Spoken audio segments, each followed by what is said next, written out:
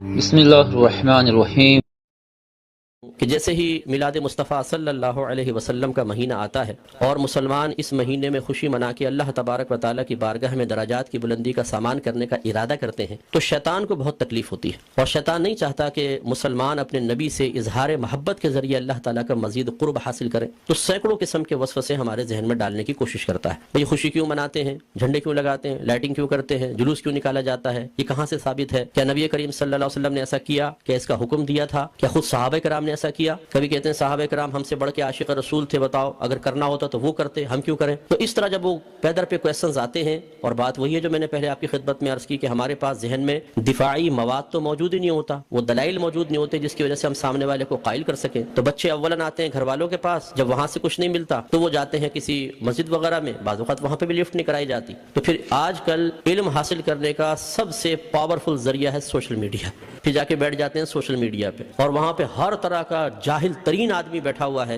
جس کو دین کی الف بے بھی نہیں آتی، اور معذرت کے ساتھ میں لفظ کہوں گا اس کو استنجا کرنا آتا نہیں ہے، اور وہ وہاں بیٹھا ہوا قرآن حدیث کا دلائل دے رہا ہے، اور پھر وہ الٹے سیدھے دلائل پڑھنے کے بعد تو اور انسان کا ذہن گڑبڑ ہو جاتا ہے۔ تو کچھ باتیں بس میں اس کے بارے میں عرض کر کے پھر اپنے بیان کی طرف آؤں گا۔ دیکھیں، میلاد مصطفیٰ صلی اللہ علیہ وسلم کی لغوی بحث کو چھوڑ کر ہم اس لفظ کو بولتے ہیں چند افعال و اعمال کے مجموعے پر، کہ ہم میلاد مصطفیٰ منا رہے ہیں، مثلا اس میں کھانا کھلانا، سرکار کے فضائل بیان کرنا، نعت خوانی کی محافل ہیں، جھنڈے لگانا، لائٹنگ کرنا، جلوس نکالنا، ان تمام چیزوں کے مجموعے کا نام رکھ دیا جاتا ہے میلاد مصطفیٰ، کہ یہ میلاد مصطفیٰ منا رہے ہیں۔ اور اگر دیکھا جائے تو اصل میں سرکار کی ولادت پاک کی خوشی ہم منا رہے ہوتے ہیں، اس کے لیے طریقہ اختیار کرتے ہیں، تو ان تمام کو کہہ دیتے ہیں جی میلاد کی محفل ہو رہی ہے، میلاد مصطفیٰ منا رہے ہیں۔ تو پہلی بات تو یہ کہ خوشی منانا اور خوشی کا اظہار کرنا، یہ دونوں چیزیں قرآن کے حکم سے ثابت ہیں۔ اللہ تعالیٰ فرماتا ہے قل بفضل اللہ وبرحمتہ فبذلک فلیفرحوا، اے حبیب کریم صلی اللہ علیہ وسلم آپ ان لوگوں سے فرما دیجئے کہ اللہ کے فضل اور اس کی رحمت پر چاہیے کہ خوشی کا اظہار کریں۔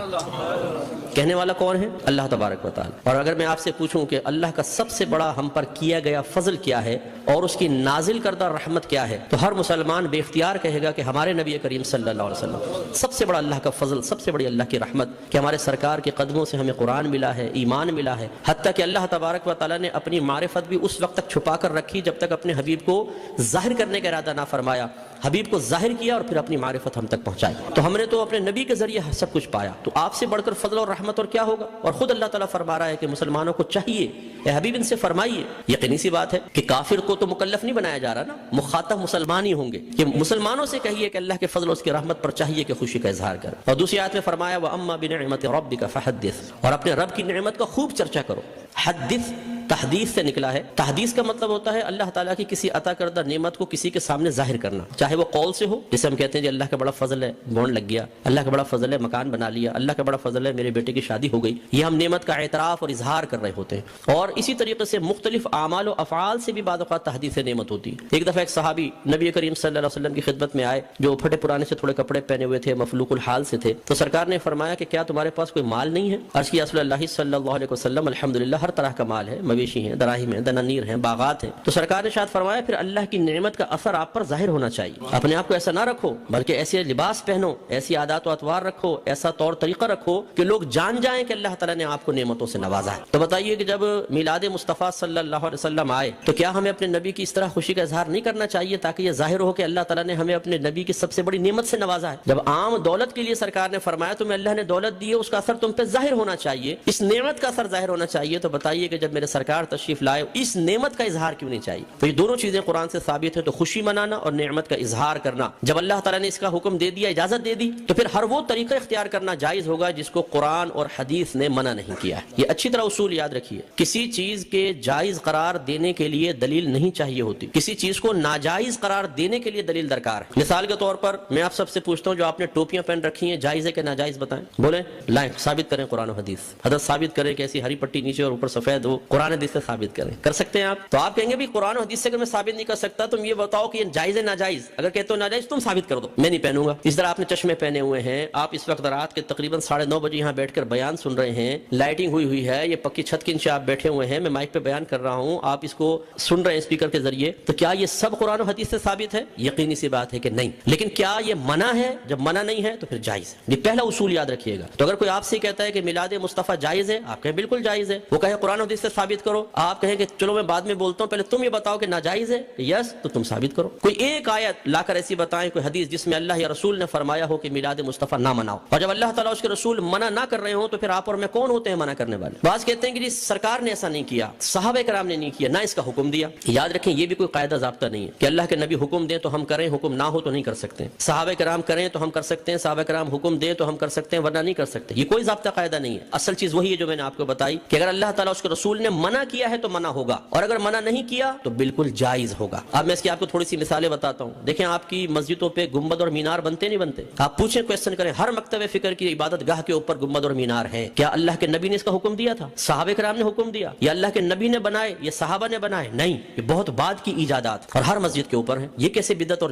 ناجائز کیوں نہیں ہو جاتے؟ قرآن پاک پہ زبر زیر پیش سرکار کے دور میں نہیں تھا, نہ صحابہ کے دور میں, بہت بعد میں لگے ہیں. 6 کلمے سرکار کے دور میں باقاعدہ اس طرح مرتب شدہ نہیں تھے, یہ بعد میں ہے. ایمان مفصل, ایمان مجمل پہلے نہیں تھی, یہ بعد میں ہے. اور اگر سرکار کے ہی دور کو لے لیں, سرکار نے قرآن کو مجتمع نہیں کیا تھا, صدیق اکبر کے دور میں ہوا ہے. سرکار کے دور میں, صدیق اکبر کے دور میں تراویح 20 رکعت ایک امام کے پیچھے نہیں ہوتی تھی, عمر فاروق رضی اللہ تعالیٰ عنہ نے کی ہے. اور ان پہلے 3 ادوار میں جمعے کی صرف ایک اذان ہوتی تھی جو اذان ثانی کہلاتی ہے. پہلی اذان حضرت عثمان غنی رضی اللہ تعالیٰ عنہ نے ایجاد فرمائی ہے. یہ ایک بازار تھا, وہاں پر ایک مقام زورہ تھا. جب مدینے میں وسعت پیدا ہوئی, اذان ہوتی تھی, دور تک آواز نہ پہنچ پاتی تھی, لوگوں تک اعلان نہ پہنچ پاتا تو آنے میں دیر ہو جاتی تھی. تو پھر آپ نے فرمایا کہ ہم ایک اذان اور شروع کریں گے جو اصل اذان سے, جو دوسری اذان ہے اس سے آدھے پونے گھنٹے پہلے بازار کے پاس ہوگی, تاکہ لوگ ہوشیار ہو جائیں اور جمعے کی تیاری کر سکیں. ہر مکتبہ فکر جو جمعہ پڑھتا ہے وہ پہلی اور دوسری دونوں اذانیں دیتا ہے. وہاں یہ کویسچن کیوں نہیں پیدا ہوتا کہ جب اللہ کے نبی نے نہیں کیا تو پھر حضرت عثمان غنی نے کیسے کر لیا؟ اس کا مطلب ہے جب ضرورت پیش آتی ہے تو یہ اللہ کے نبی کی تعلیم ہے, خود صحابہ کرام نے ہمیں تعلیم دی ہے کہ آپ کسی بھی ایسی چیز کو شروع کر سکتے ہیں کہ جس کو اللہ تعالیٰ اس کے رسول نے منع نہیں کیا ہے. اسی طرح مدارس کا قیام آپ دیکھ لیں, ان میں سلیبس ہم نے رکھا ہوا ہے. اور اسی طرح میں آخری بات بس یہ مثال دیتا ہوں, ہر مسجد میں جماعت کے کچھ اوقات مقرر ہوتے ہیں, فجر اتنے بجے, ظہر اتنے بجے, عصر, مغرب, عشاء. کیا نبی کریم صلی اللہ علیہ وسلم نے حکم دیا تھا کہ اس وقت جماعت کرو؟ صحابہ کرام نے نہیں, ہم نے اپنی سہولت کے اعتبار سے کیا ہے. اور یہ ایک اعتراض کا بہت بڑا جواب بھی بن سکتا ہے. لوگ کہتے ہیں کہ آپ یہ 12ویں کا انتخاب کیوں کرتے ہیں, یہ بتائیں. اپنے پاس سے دن خاص کر لینا صحیح نہیں ہے, اپنے پاس سے دن خاص کر لینا صحیح نہیں ہے. تو یہاں ہی میں آپ کو سمجھا دوں کہ کسی ایک چیز کو دوسری چیز کے ساتھ خاص کرنا 2 طرح کا ہوتا ہے. اللہ تعالیٰ اس کے رسول نے خاص کیا تو اسے کہتے ہیں تخصیص شرعی, یعنی خاص کرنا شریعت کی طرف سے. اور اگر اللہ تعالیٰ اس کے رسول نے نہیں کیا, آپ اور میں کر لیں, جیسے ہم بچے کی سالگرہ کے لیے ڈیٹ کرتے ہیں, فکس کرتے ہیں, اس طرح بچی کی شادی کے لیے ڈیٹ ہم آپس میں مشورہ کر کے فکس کرتے ہیں, کوئی تقریب کرنی ہوتی ہے اس کے لیے, اس طرح دارالعلوموں کے اندر سال شروع کرنا آخر کے لیے, اسی طریقے سے مسجدوں میں جماعت کے اوقات. یہ جو ہم اپنے پاس سے ایک چیز کو دوسری کے ساتھ خاص کرتے ہیں اس کو کہتے ہیں تخصیص عرفی. تو تخصیص عرفی کو تخصیص شرعی بنانا غلط ہے. کہ مثال کے طور پہ اگر ہم 12ویں کو 12ویں تاریخ میں کر رہے ہیں تو ہم کہیں کہ اسی تاریخ میں ہوگی, اس کے علاوہ نہیں ہوگی, یہ غلط ضرور ہوگا. لیکن ایک چیز کو دوسری چیز کے ساتھ خاص کر دینا اگر لازم اور ضروری سمجھ کر نہ ہو اور پھر بھی ناجائز ہو, تو جتنی میں نے آپ کو مثالیں دی ہیں بتائیے پھر بیٹی کی شادی فکس کرنا بھی ناجائز ہونا چاہیے. یہ کوئی دنیاوی معاملہ نہیں ہے. نکاح تو سنت ہے, سرکار نے فرمایا نکاح من سنتی فمن راغب عن سنتی فلیس منی, نکاح میری سنت سے ہے, جو میری سنت سے بے رغبت ہوا وہ مجھ سے نہیں. تو اب جب بچی کی شادی کی باری آئے اور دولہا والے پوچھے جی کون سی تاریخ رکھنی ہے, تو کہ خبردار تاریخ فکس کرنا منع ہے. تو شادی ہوگی کب؟ بس ہو جائے گی بغیر فکس کیے, کر کے بتائیں پھر ذرا. تو یہ مطلب ایک بے وقوفی کی سی بات ہے. تو اس لیے جماعت کے اوقات مخصوص کر دینا اور اس سے 1 منٹ بھی آگے پیچھے نہ ہونا. امام صاحب اگر 4 منٹ بھی لیٹ ہو جاتے ہیں تو لوگ یوں ٹائم دیکھتے ہیں, بھائی امام کہاں گیا, اور پھر جو شور مچتا ہے پوری مسجد کے اندر, کچھ امتحان ہے. خود جماعت میں لیٹ پہنچے کوئی بات نہیں, امام صاحب 1 منٹ بھی لیٹ نہیں ہونے چاہیے, بالکل وقت کے اوپر جمعہ شروع ہونا چاہیے, وقت پہ جماعت. تو جو ہم نے اپنے پاس سے خاص کیا اس میں کتنی سختی کر رہے ہیں, ہر مکتبہ فکر کرتا ہے. تو خلاصہ کلام یہ ہے کہ اللہ کے نبی کی جب یہ میلاد کا موسم آتا ہے, اس قسم کے بہت سارے وساوس ہماری طرف متوجہ ہوتے ہیں. اصول بس یہی ہے کہ اللہ کے رسول نے اگر حکم نہیں بھی دیا, کر کے نہیں بھی دکھایا, لیکن منع بھی نہیں کیا, تو ہمارے لیے بالکل اس کے کرنے کی شرعی طور پر اجازت ہے. اگر حکم کا انتظار کریں تو پھر ہر چیز کے اندر غلام کو حکم کا انتظار کرنا چاہیے, اور جب آپ حکم ڈھونڈنے کی کوشش کریں گے تو کاروبار زندگی رک جائیں گے. ہزارہ چیزیں ایسی ہیں جن میں سرکار کے احکام موجود نہیں ہیں. تو بس اصول شرعی ہوتا ہے کہ جہاں سرکار کا حکم موجود نہ ہو, خاموشی اختیار فرمائی ہو, منع نہ کیا ہو, یہ اس کے جائز ہونے کی دلیل ہوتا ہے. تو میلاد مصطفیٰ منائیے. الحمدللہ جنہوں نے یہ کیا ہے انہوں نے فیض پایا ہے۔ ابو لہب جیسا شخص آپ جانتے ہیں کافر تھا، سرکار کا چچا تھا، کافر شخص تھا اور بدترین کافر، دشمن اسلام، لیکن جب اس کی لونڈی ثویبہ نے آ کے خوشخبری دی کہ مبارک ابو لہب تیرے ہاں بھتیجا پیدا ہوا ہے، اس نے ہمارے نبی کی خوشی میں آزاد نہیں کیا تھا، اپنے بھتیجے کی خوشی میں کیا تھا، لیکن وہ بھتیجا تھا تو اللہ کا نبی، تو اللہ تبارک و تعالیٰ نے اس کو اس برکت سے نوازا کہ جب اس کا انتقال ہوا اور یہ جہنم میں گیا ہے، اس کے خاندان والوں میں سے کسی نے اس کو خواب میں دیکھا تو پوچھا کہ ما فعل اللہ بکا، اللہ تبارک و تعالیٰ نے تیرے ساتھ کیا معاملہ کیا؟ تو اس نے جواب دیا کہ بہت سخت عذاب میں ہوں، لیکن جب میں اس انگلی کو اپنے منہ میں لیتا ہوں کہ جس سے میں نے اپنی لونڈی کو آزاد کیا تھا تو اللہ تبارک و تعالیٰ اس سے پانی جاری فرما دیتا ہے۔ تو شیخ عبدالحق محدث دہلوی رحمۃ اللہ علیہ فرماتے ہیں لوگوں غور کرو، ایک دشمن تو ہمارے نبی کی خوشی منا کر جہنم میں راحت پائے، تو پھر ہم اگر اپنے حبیب کا میلاد منائیں، ان کی خوشی منائیں تو کتنی راحت پائیں گے۔ اور جب میرے سرکار صلی اللہ علیہ وسلم پیدا ہوئے تو خوشی تو اللہ نے بھی اس کا اظہار فرمایا، خوشی کا اظہار فرمایا، انعامات دیے، مبارکبادیں ہوئی۔ آپ تاریخ اٹھا کے پڑھیں، جب میرے آقا صلی اللہ علیہ وسلم کی ولادت ہوئی ہر پرندے اور ہر جانور نے ایک دوسرے کو مبارکباد دی ہے کہ ہمارے نبی پیدا ہو گئے، فرشتے ایک دوسرے کو مبارکباد دے رہے تھے، حدیثوں کے اندر موجود ہے فرشتے مبارکباد دے رہے تھے، اور اس زمانے میں جتنی حاملہ عورتیں تھیں اللہ تبارک و تعالیٰ نے سب کو بیٹوں سے نوازا، اور وہ قحط سالی کا دور تھا، لیکن جب میرے آقا صلی اللہ علیہ وسلم پیدا ہوئے تو عرب کہتے ہیں کہ اتنی فصلیں ہوئیں، اتنا چارہ ہوا، اور ہمارے اونٹ چارہ کھا کھا کے اتنے موٹے ہو گئے کہ ہمیں خوف ہوا کہ شاید یہ چربی کی شدت سے پھٹ پڑیں گے، اتنا اللہ نے نعمتوں سے نوازا ہے۔ تو خلاصہ کلام یہ ہے کہ میرے آقا صلی اللہ علیہ وسلم کی میلاد مصطفیٰ منانا یہ بہت بڑی سعادت کی بات ہے، وسوسوں سے قطع نظر خوشی کے ساتھ میلاد مصطفیٰ منائیں، انشاءاللہ برکت۔ علامہ صاحب، لوگ کہتے ہیں کچھ لوگ کہ میلاد کرنا بدعت ہے، نہیں کرنا چاہیے، کیا فرمائیں گے؟ بسم اللہ والحمد للہ والصلاة والسلام علی رسول اللہ۔ شرک سب سے بڑا گناہ ہے، اس کے بعد دوسرا بڑا گناہ بدعت ہے۔ لفظ بدعت کو لغت میں دیکھیں تو اس کے معنی نئی چیز، بہت سی چیزیں نئی ہیں، اور اللہ کا نام ہے بدیع السماوات والارض، بدیع اس کا نام ہے۔ بدعت کی تعریف میں اصل میں جھگڑا ہے، اور اس وقت جتنے بھی ناظرین سامعین دیکھ سن رہے ہیں ان کی خدمت میں عرض ہے، مجھے پہچانتے ہیں کہ میں ایک بہت چھوٹا سا دین کا خادم کوکب نورانی اکاڑوی ایک التجا کرتا ہوں دنیا بھر کے تمام علماء سے، جن کو بدعت کا بہت زیادہ اندیشہ ہے، بلکہ وہ اس کی فکر میں گھلے جا رہے ہیں، اس حد تک پریشان ہے کہ لگتا ہے کہ ہر کام بدعت ہے۔ ان سے ایک التجا کہ وہ بدعت کی ایک تعریف، ڈیفینیشن لکھ دیں اور اس پہ دستخط کر دیں کہ یہ میں اس پر قائم رہوں گا، ہلوں گا نہیں، ذرا وہ تو سامنے آئے۔ اگر اسی سے ان کو بدعتی ثابت نہ کروں تو مجھے جو چاہے سزا دے لیں۔ یہ میں اس لیے کہہ رہا ہوں کہ جائز نیک کاموں کو بدعت کہہ کے لوگوں کو نیکی سے دور کیا جا رہا ہے۔ بدعت کا میں جو تعریف کر رہا ہوں وہ میری طرف سے سن لیں اور اپنی طرف سے لیں۔ اگر یہ کہا جائے کہ بدعت کی یہ تعریف ہے کہ جو کام نبی پاک صلی اللہ علیہ وسلم کے زمانے میں، ظاہری زمانے میں نہیں ہوا یا اس وقت نہیں کیا گیا، اب ہو رہا ہے وہ بدعت، تو ایسے تو لاکھوں کام ہیں، پھر ان سب کو بدعت کہا جائے۔ تو بدعت کی تعریف، بلکہ لطیفہ سنا دوں، والد صاحب قبلہ کے پاس ایک شخص آیا، والد صاحب کتاب پڑھ رہے تھے، اس نے آتے ہی اپنی طرف سے میلاد کرنا بدعت ہے۔ تو والد صاحب نے پوچھا بدعت کی تعریف کیا ہے؟ تو کہنے لگا جو چیز حضور کے زمانے میں نہیں تھی اور اب ہے وہ بدعت ہے۔ تو والد صاحب نے فرمایا کیا تم تھے اس زمانے میں؟ تم تو چلتی پھرتی بدعت، سر سے پاؤں تک بدعت، تو تعریف ہی نہیں صحیح کرتے۔ بدعت کی تعریف یہ ہے وہ نیا ویورز، کام اسی طرح کی جس کا ثبوت امپورٹنٹ دین اور میں نہ اسلامک ہو۔ انفارمیشن حاصل کرنے کے یہ لیے میری طرف سے تعریف سنی اسلامک فیکٹس چینل کو لائک، شیئر اور جس کا سبسکرائب کیجیے ثبوت دین میں نہ ہو۔ اور اگر دین میں اپنے دوستوں میں ثبوت شیئر ہے کیجیے، تو اس کام کو اور بیل بدعت بٹن کو نہیں ضرور کہہ دبائیں سکتے، تاکہ آپ کو ہماری کیونکہ سبھی وہ ویڈیوز کوئی نہ ملتی کوئی رہے۔ چیز اس کے لیے اشارہ کنایا موجود ہے۔ لفظ میلاد عربی کا لفظ ہے، اس کے معنی پیدائش، پیدائش کا وقت یا دن۔ ہمارے ہاں برتھ سرٹیفکیٹ دیا جاتا ہے، عربی میں اس کو شہادہ میلاد کہتے ہیں۔ تو میلاد کے معنی تو پیدائش کے ہیں، اور پیدائش کا تصور ہی مخلوق کے ساتھ ہے، صحیح، خالق کے ساتھ تو ہو نہیں سکتا۔ حوالی کا تو یہ شرک کی جڑیں کاٹنے والی چیز ہے۔ اگر اس کو کوئی شرک کہتا ہے تو حماقت ہے، یعنی یہ تو شرک کو ختم کرنے والی کہ ہم نبی کو خدا نہیں مانتے، خدا کی مخلوق مانتے ہیں۔ رہی بات بدعت کی، تو بدعت اگر اس کا دین میں ثبوت نہ ہو تو اس کو بدعت کہیں گے، ورنہ نہیں کہیں گے۔ اب ثبوت کی بات آ جاتی ہے تو میں صرف ایک آیت پڑھ دوں، کہیں تو بہت ساری ہیں لیکن یہاں وقت کم ہوتا ہے۔ میں نے پوری کتاب لکھی ہے اسلام کی پہلی عید، اچھا، میرے والد صاحب کا رسالہ برکات میلاد شریف پڑھ لیا جائے. وَسَلَامٌ عَلَيْهِ يَوْمَ وُلِدَ، سورہ مریم پارہ نمبر 16. حضرت عیسیٰ اور یحییٰ کی پیدائش کے دن کے بارے میں یہ ذکر ہے قرآن میں، اور سلام ہو اس پر جس دن پیدا ہوا. یوم کا لفظ بھی موجود، ولدہ کا لفظ بھی موجود، تو نبی کے برتھ ڈے یوم پیدائش پر اللہ کا سلام موجود ہے.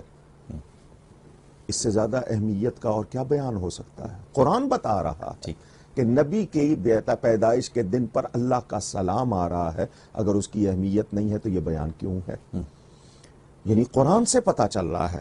اچھا، بدعت اس کو تب کہیں کہ اس میں کوئی خرابی ہو. یہ جو بدعت کرتے ہیں، میں پوچھنا چاہتا ہوں میلاد میں خرابی کیا ہے؟ ہاں، کوئی غیر شرعی کام کوئی کرتا ہے اس کو آپ ضرور کہیں. ذکر مصطفیٰ سے تو قرآن بھرا ہوا ہے. انسان کا میلاد قرآن میں بیان ہوا، حضرت آدم کا میلاد، حضرت حوا کا میلاد، حضرت ابراہیم کا میلاد، حضرت موسیٰ کا میلاد، حضرت عیسیٰ کا میلاد، پورے واقعات تفصیل سے بیان ہوئے ہیں قرآن میں. تو یہ بدعت کہاں سے ہو گیا؟ یہ تو اللہ کی سنت ہے. لیکن علامہ صاحب یہاں ایک سوال اٹھتا ہے، قطع کلامی کی معذرت چاہتا ہوں.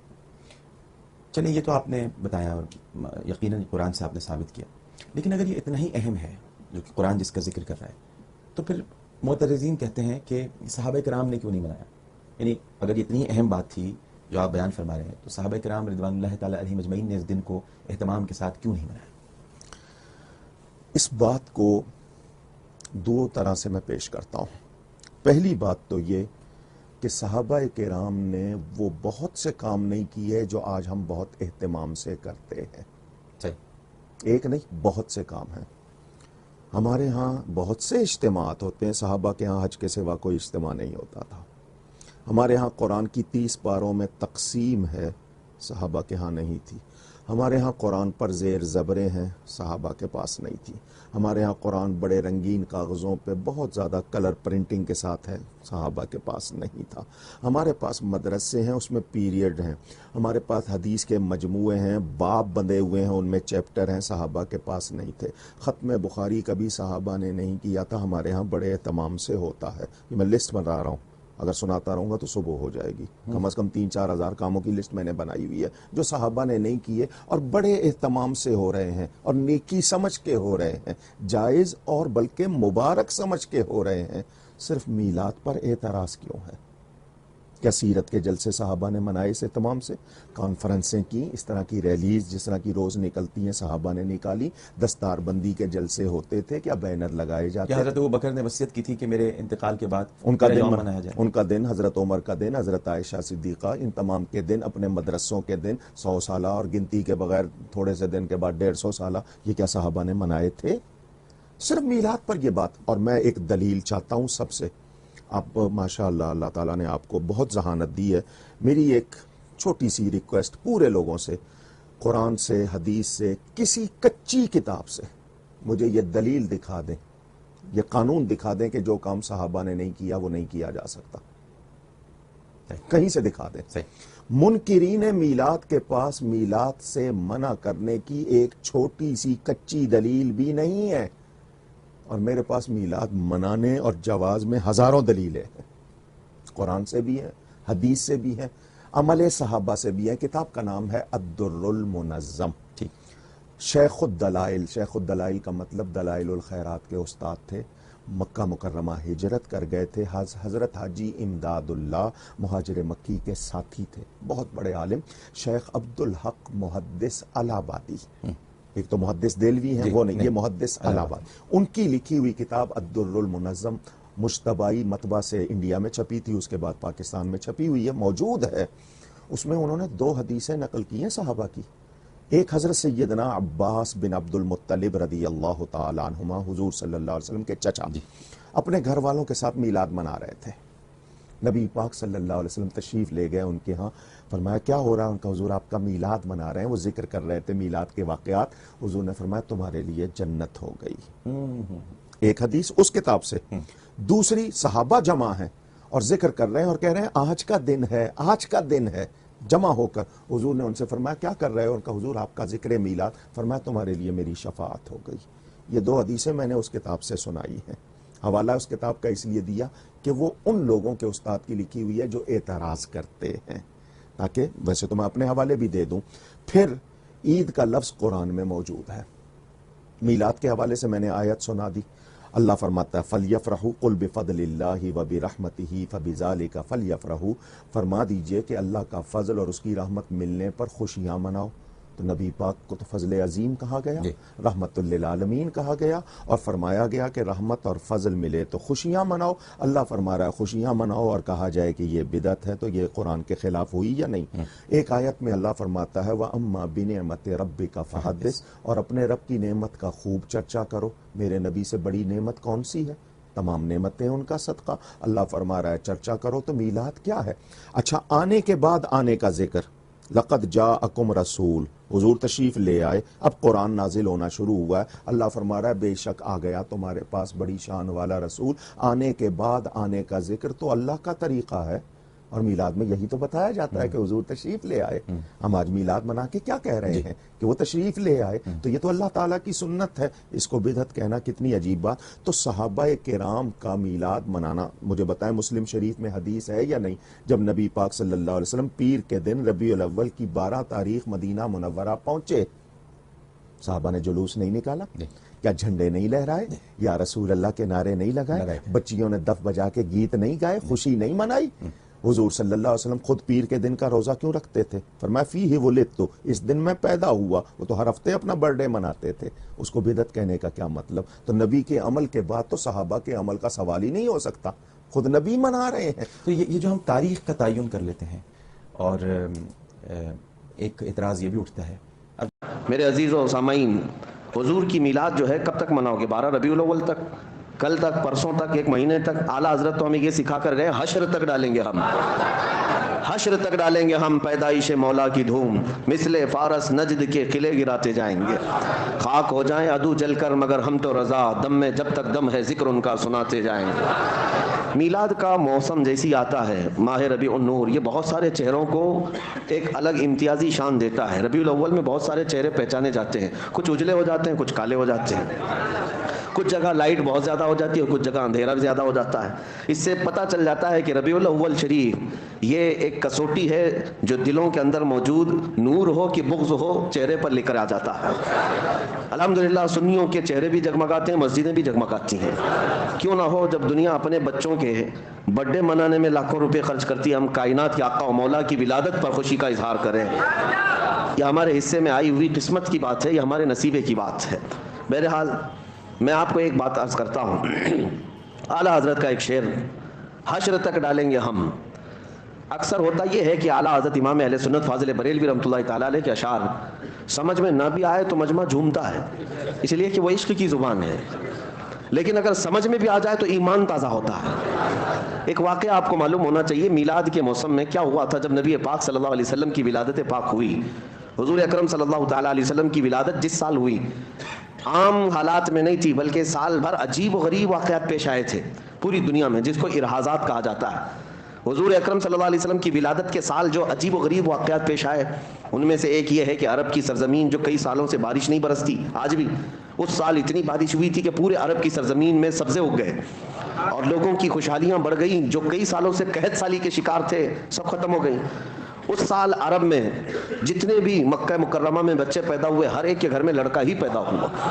یہ عجیب و غریب چیزیں تھیں، ارحاسات اس کو کہتے ہیں۔ اور ایران میں، ملک فارس میں ایک ندی ہے جس کو بحیرہ ساوا کہتے ہیں، بحیرہ ساوا، یہ اچانک خشک ہو گئی ندی، بہتی ہوئی ندی اچانک راتوں رات خشک ہو گئی، سوکھ گئی۔ اور ایک بحیرہ سماوا جو کئی سالوں سے سوکھی ہوئی ایک ندی تھی، وہ اچانک جاری ہو گئی، لبالب پانی بھر گیا۔ یہ سب جو عجیب و غریب واقعات پیش آئے ہیں، ان میں سے ایک جو ہے بہت عجیب و غریب واقعہ بڑھا، وہ کیا تھا؟ کسریٰ کے دربار میں، وہاں ایران میں ایک آگ لگائی جاتی تھی 1000 سال سے، وہ اچانک بجھ گئی۔ یہ آپ نے سنا ہوگا، میلاد کے سال، حضور کی ولادت کے سال۔ ایک جو بڑا واقعہ پیش آیا وہ یہ واقعہ تھا کہ کسریٰ بادشاہ کا جو محل تھا، یہ توجہ چاہتا ہوں، میں سمجھا رہا ہوں، کسی اور بات کی طرف لے جاتا ہوں آپ۔ فارس کہتے ہیں ایران کو، پہلے ایران کو فارس کہا جاتا۔ فارس کا جو بادشاہ ہوتا تھا اس کو کسریٰ کہتے ہیں، اور کسریٰ کا جو محل تھا وہ آج بھی مدائن میں موجود ہے عراق میں۔ عراق، شام سب ایک ہی تھے، ایران سب ایک ہی، عراق اور ایران سب فارس کہلاتے تھے۔ تو یہ فارس کا قلعہ، کسرا بادشاہ کا جو قلعہ تھا بہت بڑا، اور اس کو اس بات پر ناز تھا کہ دنیا کی بڑی بڑی طاقتیں میرے قلعے کو نہیں توڑ سکتی، ہلا نہیں سکتی. اس کا یہ غرور تھا، اس کا یہ اعلان گھمنڈ میں رہتا تھا بادشاہ کا. لیکن ربیع الاول شریف کے اس موسم میں حضور پاک صلی اللہ علیہ وسلم کی ولادت کے دن 12 ربیع الاول کو اچانک وہاں پر ایک زلزلہ آیا، اور اس کی دیوار میں اتنا بڑا شگاف، اتنی بڑی پھٹن دراڑ جو اس قلعے کے اندر ایسی پیش آئی کہ ایک آدمی دیوار میں سے آ جا سکتا ہے، گزر سکتا ہے. آج بھی موجود ہے، آج بھی عراق میں وہ موجود ہے. دیوار شق ہو گئی ہے اور آدمی اس میں سے داخل ہو سکتا ہے اتنا زیادہ، لیکن گرا نہیں. محل گرا نہیں ہے، لیکن دیوار پھٹ گئی ہے. اور یہ اتنا عجیب واقعہ تھا، جیسے دنیا کو غرور تھا ٹائٹینک جہاز ڈوب نہیں سکتا، ڈوب گیا. اسی طرح سے کسرا کے محل کے بارے میں یہ اندازہ لگایا جاتا تھا کہ بڑے سے بڑا زلزلہ بھی جو ہے اس دیوار کو ہلا نہیں سکتا، اتنا مضبوط انہوں نے بنایا تھا. اب اسی سے اندازہ کرو 2000 سال گزرنے کے بعد آج تک وہ قلعہ محفوظ ہے، تو اس زمانے میں کتنا مضبوط رہا ہوگا. لیکن جب صبح ہونے کے بعد قلعے کی دیوار پھٹی دیکھا بادشاہ نے، تو سارے لوگوں کو بلایا گیا. یہ ہوا کیا؟ نجومیوں کو بلایا گیا، اپنے علم سے معلوم کرو، پتا چلو ایسا میرے محل میں ہوا کیوں. اچھا، جو کنگورے لٹکے ہوئے تھے 14 کنگورے، وہ سب زمین پر گر پڑے تھے. یہ اچانک نہیں ہو سکتا، ایسا کیسے ہوا؟ تو نجومی سب کاہن جو جوتش ہیں، اٹکل پچھو تو مارتے تھے، لیکن کبھی کبھار تیر لگتا بھی تھا. تو وہ اپنے ستارے کے علم کے مطابق دیکھتے ہیں اور بادشاہ کسرا سے کہتے ہیں یہ جو کچھ بھی ہوا ہے، ہمارا علم تو یہ کہتا ہے کہ عرب میں کوئی بچہ پیدا ہوا جو تمہاری سب سلطنت ختم کرنے والا ہے، اور اس کی سلطنت اور اس کا قبضہ سب پر قائم ہونے والا ہے. ہم نے علم نجوم کے اعتبار سے یہ پایا ہے، آج ایک بچہ ایسا پیدا ہوا ہے جس کو امام زمن نے کہا تھا نا، آئی نئی حکومت، سکہ نیا چلے گا، عالم میں رنگ بدلا صبح شب ولادت. اب یہ کیا ہوا، یہ ذہن میں واقعہ رکھو. کس کے قلعے کے اندر دراڑ آئی؟ فارس کا قلعہ. فارس کا قلعہ کب آئی، کب ہلی دیوار؟ ولادت کے دن، حضور کی ولادت کے دن. پتہ یہ چلا حضور کی ولادت کے دن اچھے اچھے قلعوں میں زلزلہ آتا ہے اور دیواریں پھٹ جاتی ہیں. تو اعلیٰ حضرت اب اس واقعے کو ذکر کرتے ہوئے کہتے ہیں، سنو تمہارے درمیان اب اس مسئلے کو واضح کر دیتا ہوں، حشر تک ڈالیں گے ہم پیدائش مولا کی دھوم. ہم میلاد کی دھوم ہر سال نہیں، ہر دن مناتے رہیں گے. اور ہوگا کیا؟ یاد رکھو، مثل فارس کی طرح اب نجد کے قلعے گراتے جائیں گے. مکہ میں حضور کی پیدائش ہوئی تھی، فارس کے قلعے میں دراڑ آ گئی تھی، اور اب یہاں مدن پورہ میں بیٹھ کر میلاد منائیں گے، نجدی قلعے بھی ہلتے نظر آئیں گے. اور بہت دور نہیں، نجدی قلعے تو بہت دور ہوں گے، بہت قریب بھی ہلتے نظر آئیں گے. یہ کیوں ہلیں گے؟ اس کی وجہ یہی ہے، اعلیٰ حضرت فرماتے ہیں کہ مومن وہ ہے جو ان کی تعظیم پہ مرے دل سے. حقیقت میں مومن کون ہے؟ مومن وہ ہے جو ان کی تعظیم پہ مرے دل سے. نجدی بھی تو کرتا ہے ان کی تعظیم مرے دل سے، دونوں جگہ مرے دل سے ہے، لیکن دونوں کے معنی میں بڑا فرق ہے. پہلا والا جو مرے دل ہے وہ سنیوں کے حصے میں آیا ہے، اور دوسرا والا مرے دل جو ہے یہ گستاخوں کے حصے میں آیا ہے. بہرحال میرے عزیزوں، میلاد کی خوشیاں منانا اللہ تبارک و تعالیٰ نے اہل خیر کو حصہ عطا فرمایا، حضور کے چاہنے والوں کے حصے میں ہے. اللہ کریم ہماری نسلوں کو صبح قیامت تک حضور کی میلاد منانے والوں میں پیدا فرمائے. لوگ اس کے چیمے گوئیاں کرتے رہ گئے، اعتراضات میں رہ گئے، شک و شبہات میں رہ گئے، سوالات میں رہ گئے. بہت ساری باتیں ایسی ہیں میرے عزیزوں، مستحسن کام اسلام میں بزرگوں نے کیا ہے، اور ثواب اس پر اللہ تبارک و تعالیٰ کی طرف سے ملے گا، کیونکہ بزرگوں کا کیا ہوا کام بھی اجر و ثواب کا باعث ہوتا ہے. جو لوگ یہ آپ پروپیگنڈا پھیلاتے ہیں رسول اللہ کے زمانے میں نہیں ہوا، فلاں وقت نہیں ہوا، ارے میں دو باتیں بتاتا ہوں آپ کو. امام زرقانی نے المواہب اللدنیہ میں لکھا ہے، اور ایک عجیب و غریب واقعہ میں آپ کو بتاؤں.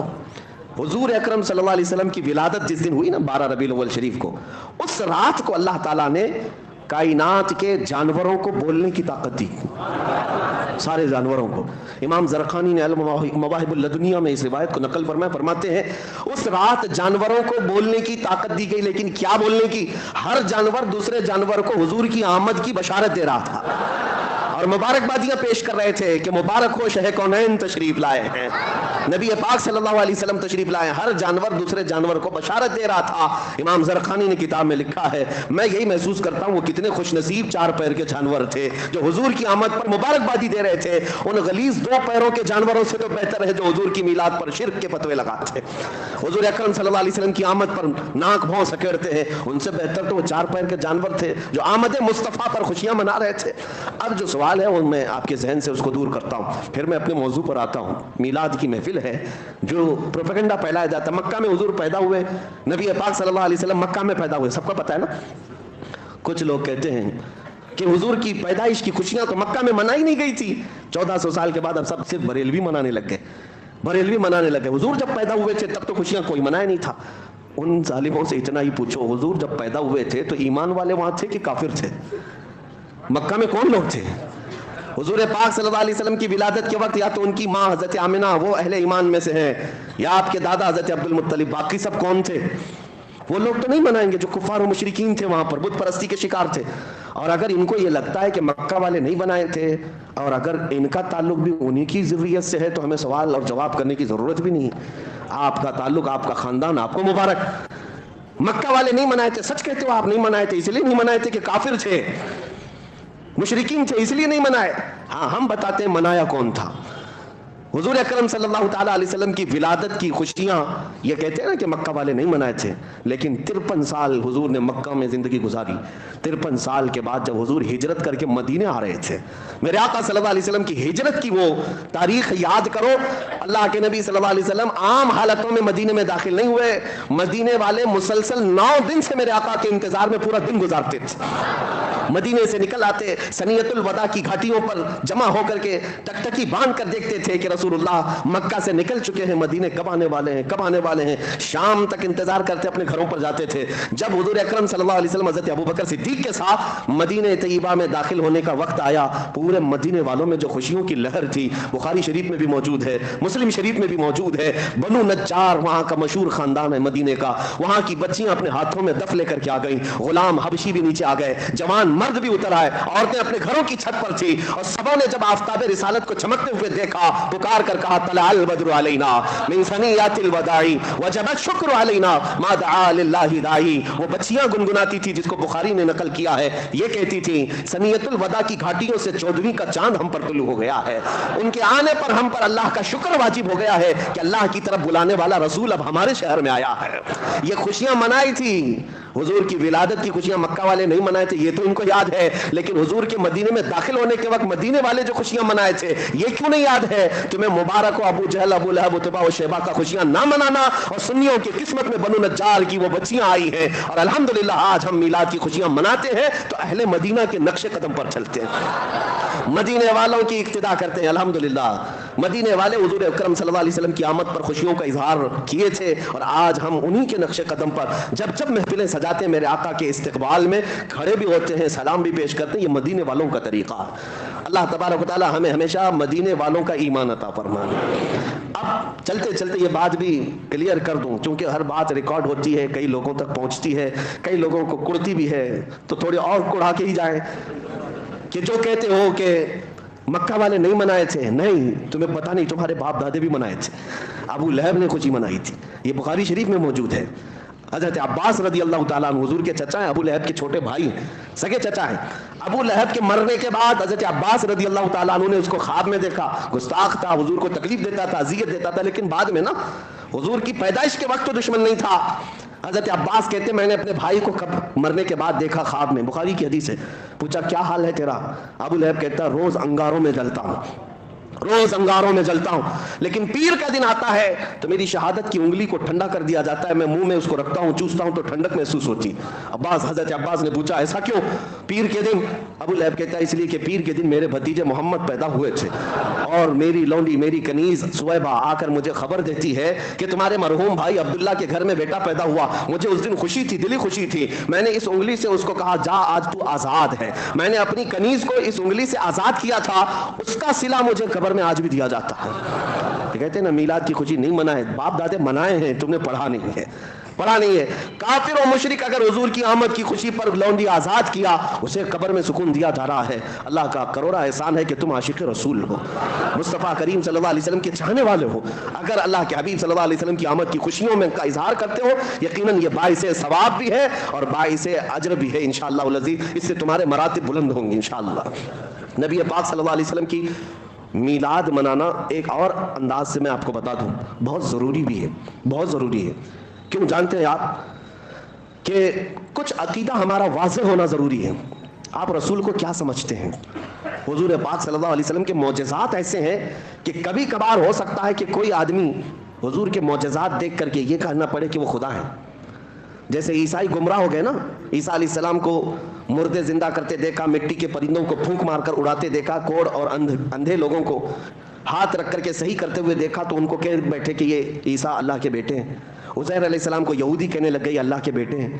ہمارے نبی کے معجزات تو ایسے ہیں, سورج کو پلٹا دیا ہے, چاند کو ٹکڑے کر دیا ہے, ایسے عجیب و غریب ہیں. موسیٰ علیہ السلام کا لاٹھی مار کر پتھر سے پانی نکالنا تو معجزہ ہے, لیکن رسول عربی صلی اللہ علیہ وسلم تو انگلیوں سے پانی ظاہر کرتے ہیں. ارے پتھروں سے پانی کا نکلنا تو عادت میں ہے, دیکھا بھی جاتا ہے, لیکن انگلیوں سے نکلنا, اور وہ بھی پسینے کے برابر نہیں. 550 صحابہ اس پانی سے سیراب ہوئے تھے. یہ انگلیوں سے پانی کا نکلنا, یہ معجزات, یہ ساری چیزیں کنکروں کو بولنے کی قابل بنانا. نبی پاک صلی اللہ تعالیٰ علیہ وسلم کے معجزات دیکھ کر پھر کبھی کوئی گمراہ نہ ہو جائے اور یہ نہ کہہ بیٹھے کہ یہ بھی خدا ہے جو زمین پر اتر پڑے. عزیزان گرامی وقار, اب خدا کی صفت کیا ہے؟ ہم خدا کو کیا مانتے ہیں؟ قل هو اللہ احد اللہ الصمد لم یلد ولم یولد ولم یکن له کفوا احد. یہ اللہ کے بارے میں جو عقیدہ ہے اس کا پورا خلاصہ اس سورے میں ہے.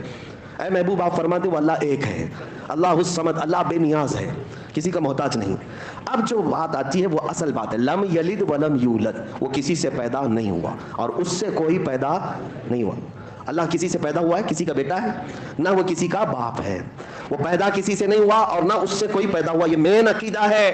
لم یلد ولم یولد جو عیسائیت کو بھی کاٹ دیتا ہے, کفر و شرک کو. ہندوؤں کے جو عقیدے ہیں وہ اس سے پیدا ہوا, وہ اس سے پیدا ہوا, پھر بھی بھگوان ہے, پھر بھی خدا ہے. خدا کا تصور ہمارے یہاں یہ ہے کہ وہ پیدا کسی سے نہیں ہوا اور اس سے کوئی پیدا نہیں ہوا. اب سنو, میلاد کے متعلق میں کہتا ہوں, حضور پاک صلی اللہ علیہ وسلم کی میلاد منانا سنیوں اس لیے بھی ضروری ہے تاکہ ان ظالموں کو یہ بتائیں ہم رسول کو خدا نہیں مانتے, ہم رسول کو خدا نہیں مانتے, کیونکہ خدا وہ ہے جو پیدا نہیں ہوتا اور میرا رسول پیدا ہوا ہے. ہم میلاد کا دن منا کر کے بتا رہے ہیں کہ میرا رسول آمنہ کے لال پیدا ہوئے تھے 12 ربیع الاول کو. اور سنیوں کا عقیدہ یہ ہے کہ جو پیدا ہوتا ہے وہ خدا نہیں ہوتا. ہاں بس ساتھ میں یہ عقیدہ ہمارا ضرور ہے, میں مانتا ہوں عقل والوں میرا محمد خدا نہیں ہے, مگر دلوں میں یہ نقش کر لو کہ وہ خدا سے جدا نہیں ہے. بات سمجھ آ گئی؟ حضور کی میلاد منانا اس لیے ضروری ہے کہ ہم حضور کو خدا نہیں مانتے, ہم خدا نہیں مانتے. وہ اللہ کے رسول ہیں, اللہ کے بندے ہیں. اور خدا کی اللہ کا کبھی میلاد منایا آپ نے؟ کسی سے سنا کہ اللہ کا بھی میلاد کا دن؟ وہ کسی دن پیدا ہوا نہیں. اسی لیے یہ شرک کو ختم کرنے والی چیز میلاد ہے اور اس کو ہی یہ شرک بنا بیٹھے ہیں. شرک کو ختم کرتی ہے میلاد کی. اگر میلاد حضور کے لیے ہے تو اس کا مطلب ہے کہ اللہ پیدا نہیں ہوا اور رسول پیدا ہوئے. یہ سمجھ کر کے چلے. اب ہم آگے بڑھتے ہیں, کیونکہ مجھے جو حکم دیا گیا تھا, ظاہر سی بات ہے یہ بہت ذمہ دار منبر ہے اور یہاں پر سننے والے بھی الحمدللہ ذمہ دار لوگ ہوتے ہیں, اور میں ایک غیر ذمہ دار آدمی آ جاتا ہوں بیچ میں. لیکن پابند کرنے کے لیے اراکین آپ کے انتظامیہ اور خود خطیب و امام کے شاید ان کے مشوروں سے یہ ہر آنے والے کو موضوع دے کر باندھ دیتے ہیں تاکہ ادھر ادھر گھوڑا نہ دوڑائے. اور انشاءاللہ العزیز ان کے حکم کی پابندی بھی میں کروں گا. مجھ سے یہ کہا گیا ہے کہ محبت رسول اور اطاعت رسول پر گفتگو کرنی ہے. اس کے علاوہ ہماری زندگی میں ہے کیا؟ حضور پاک صلی اللہ علیہ وسلم کی محبت اور ان کی اطاعت, یہی اصل ایمان ہے.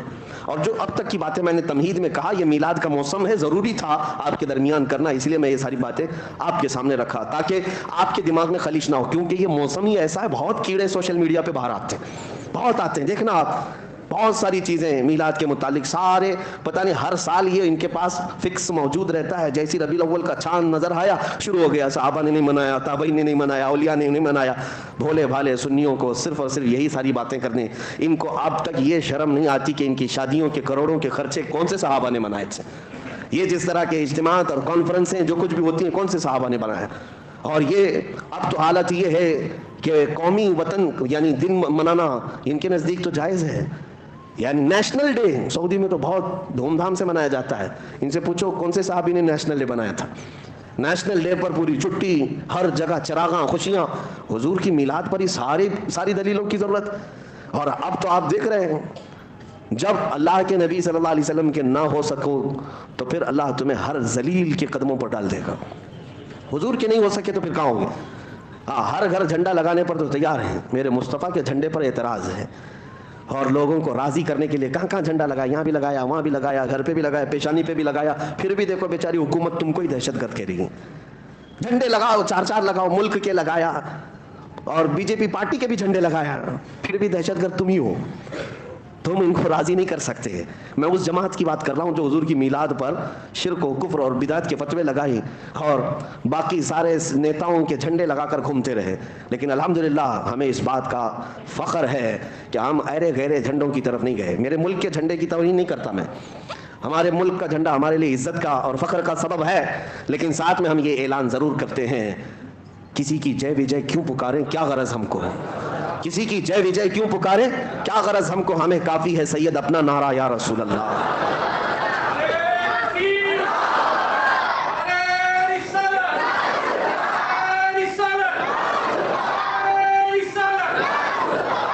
رسول کریم صلی اللہ تعالیٰ علیہ وسلم کی محبت میں سرشار بندوں کو ہو سکتا ہے تھوڑے دنوں کی آزمائش آ جائے، لیکن جھکایا نہیں جا سکتا. دنیا انہیں نہیں جھکا سکتی. اور یہ چاپلوسی کرتے کرتے زندگی گزر گئی، لیکن ابھی تک اپنا چہرہ صاف نہیں کر پائے.